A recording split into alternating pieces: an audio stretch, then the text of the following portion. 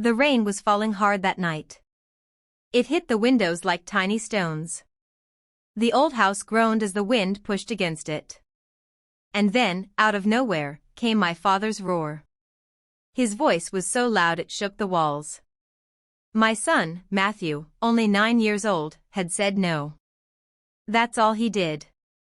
He said no when my sister told him to clean her dirty shoes. She had shoved them into his little hands and said, "Clean these, Maid boy." Mom said you're dirt anyway. Matthew dropped the shoes at her feet. His small hands were shaking, but his voice was brave. "I'm not your servant." That tiny sentence was enough to make the whole house shake. My father stormed in from the hallway, his belt in his hand, his face red with rage. "What did I just hear?" he shouted. Matthew stepped back until his back touched the wall. There was nowhere left to run. Dad looked at me with anger burning in his eyes. "You raised him like this? This brat thinks he can talk back to his betters?" My sister leaned on the doorway, smiling like it was a game. "See, Dad? He's just like her. No respect. No worth." I stepped forward, my hands shaking. "He's just a child. Please." But before I could say another word, the belt came down.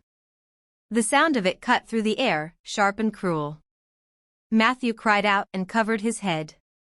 I screamed, "Stop it," and tried to step in, but my father pushed me away. "You want him weak like you," he roared. "You think he'll grow into a man if he can't obey his own sister?" Again and again, the belt hit him. My son fell to the ground, curling into himself, crying. Then my father did something I'll never forget. He grabbed Matthew by the collar and dragged him toward the back door. My heart stopped. "No, please. It's freezing. He'll get sick." Dad shoved me aside like I was nothing. The door burst open, and the cold rain rushed in. He lifted my son and threw him outside onto the wet concrete.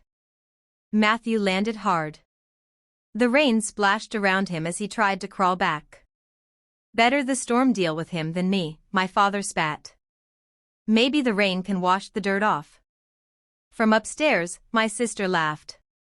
She stood by her window, clapping her hands. "Good one, Dad. That's what happens when garbage forgets its place." Matthew shivered on the porch, soaked and cold, his little body trembling. He tried to come back inside, but Dad slammed the door in his face. "Let him learn," he thundered. "Better he freezes than thinks he's equal to family."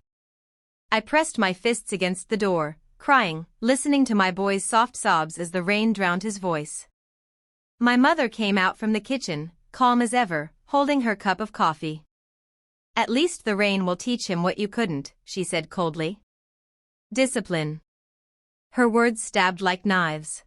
The laughter upstairs, the sneer beside me, the cold indifference from my mother, it all burned into my soul.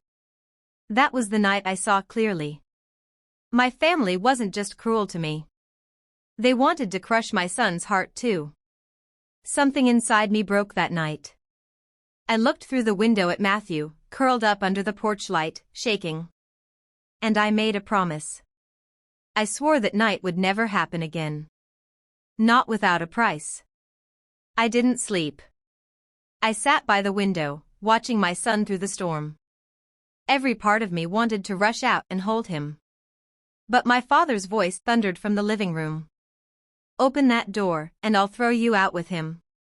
My hands trembled. I pressed them against my knees, trying to stay calm. Hours passed. The rain never stopped. By dawn, I couldn't wait anymore. I quietly opened the door. Matthew was lying there, his lips blue, his clothes soaked.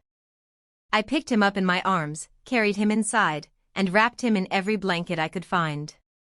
His body shook, but slowly the warmth came back.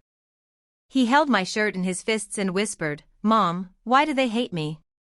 That question cut deeper than anything my father had ever done.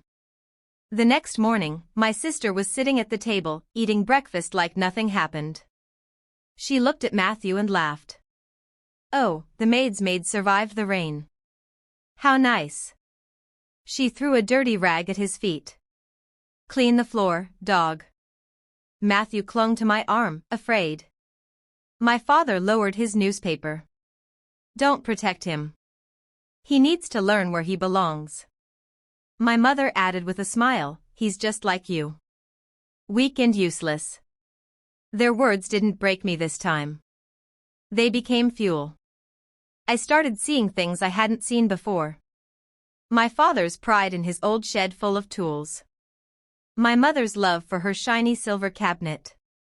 My sister's vanity, her bags, her jewelry, her dresses, all bought with money she stole from my work. They thought they had all the power. But I started realizing something, every bully has a weak spot. And I was finally learning theirs. Days went by. My father punished Matthew for tiny things. My mother mocked every meal I cooked. My sister bragged about her fancy clothes. But at night, when everyone slept, I whispered to my son. They think they own us, I said softly. But they only own what we give them. And we're done giving. He looked at me with tired but hopeful eyes. What are you going to do, Mom? I smiled faintly. Not yet, I whispered. But soon. I began to plan. Quietly. Carefully. I watched where my father kept his keys. I saw how my mother locked her silver. I noticed how carelessly my sister threw her bags around. Every night, I studied them. The way they moved. The way they bragged. The things they valued most. They thought I was broken. But really, I was waiting. Then, one night, the rain returned just like the night they threw Matthew out. My father sat polishing his hammer, talking about how real men build things. My mother was wiping her silver spoons again. My sister was on the couch scrolling her phone, her designer bag next to her. They didn't even notice me slip away. I went to the shed first. I picked the weak lock, opened the door, and dragged out every single tool my father loved. His saws. His hammers. His drills. I piled them outside in the rain, poured lighter fluid on them, and struck a match. The fire came alive, bright and loud. Flames danced in the dark, eating away years of his pride. My father came running, screaming, "My tools! What did you do?" He tried to stop the fire with his hands, but it was useless. Everything he loved turned to black ash. While he screamed, I turned to my mother's silver cabinet. I opened the glass doors and pulled everything out, her forks, her spoons, her shiny treasures. I dropped them into a sack and carried them outside. When she saw what I was doing, she screamed. "No! My silver! You ungrateful witch!" She grabbed my arm, but I pushed her back. One by one, I threw her silver into the fire. It melted and twisted, turning black. The empty cabinet behind her looked as hollow as her heart. My sister ran upstairs. She opened her closet and screamed again. All her bags, all her jewelry, gone. She turned to me, shouting, "Where are my things?" I held up my phone. "Check your accounts." She looked, and her face went white. Every bit of money she'd taken was gone, moved somewhere she'd never find it. Her voice broke, and for the first time, she had nothing to say. The three of them stood there, soaked in rain, faces pale, surrounded by smoke and fire. My father knelt in the mud, crying over his tools. My mother held the empty cabinet. My sister clutched her useless phone. And me? I stood tall. Matthew stood beside me, holding my hand. I looked at them and said softly, "You wanted to teach my son a lesson. Now you've learned one. Everything you cared about, your pride, your silver, your vanity, it's gone. Just like the love you should have given us." My father lunged at me, but he slipped in the mud and fell. My mother tried to lift him, crying. My sister screamed for me to fix it, but I didn't move. The fire roared louder.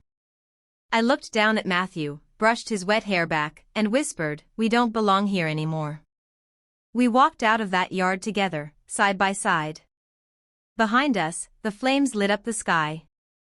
I could still hear their voices, angry, desperate, lost. They hadn't just lost their tools or money. They had lost us.